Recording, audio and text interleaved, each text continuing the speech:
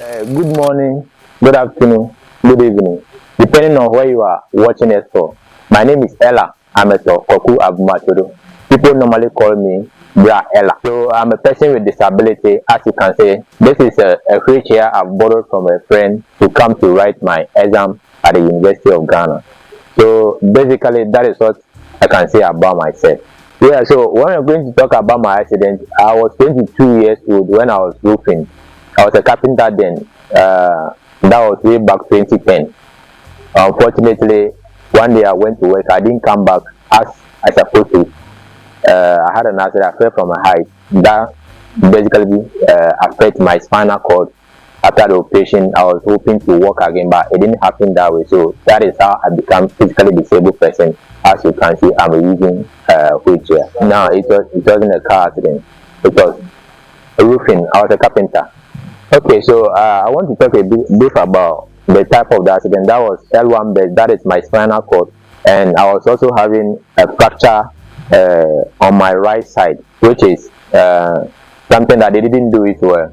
Way back in 2010, up to now, I'm still having an open wound there, which is something that is worrying me. So I have an open wound on my left side. After the accident, things has not been that much easy for me in terms of movement, especially movement and doing other stuff that I was able to do previously. That is working to take care of the family and doing other stuff to help other people. So it has been a very tough journey for me since 2010.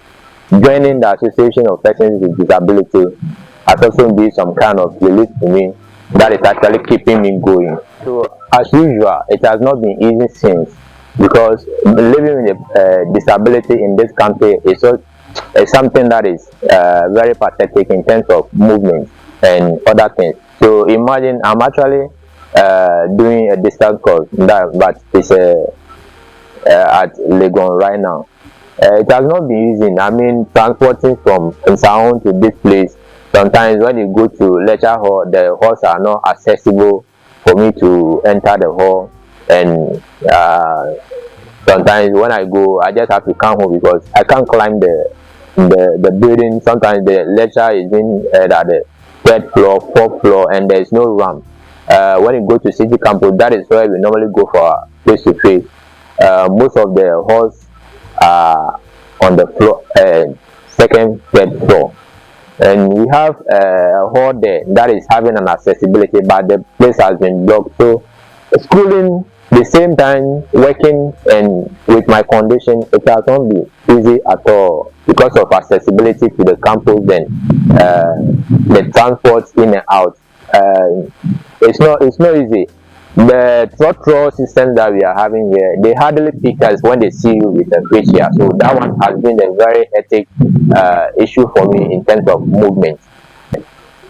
So when we talk about how I got to know about Vigilo, it's uh, it's through a friend who I'm well versed in. I mean, I know him very well with his condition.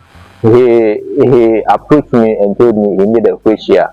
Meanwhile, I don't have the means. Before I realized he got one, then he told me, Abraela, I've seen an NGO that is actually helping those who need wheelchair like you, because you've been borrowing some to lecture hall. So he directed me to Facebook to just type Vigilo Mobility Foundation. Then I'll get the link. So it's through a friend that I got to know about Vigilo Foundation. Truly, I'm actually praying for the best in the future, because currently in this country, you can't predict your future. You cannot predict your future that in the next is quite hectic. So I'm just praying that things will get better in terms of my condition, my accessibility, and then other stuff that makes me feel like I'm part of the human race.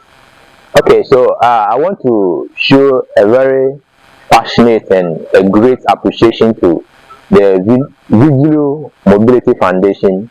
The CEO is doing a very fantastic job. It's actually changing the stories of less privileges in Ghana here.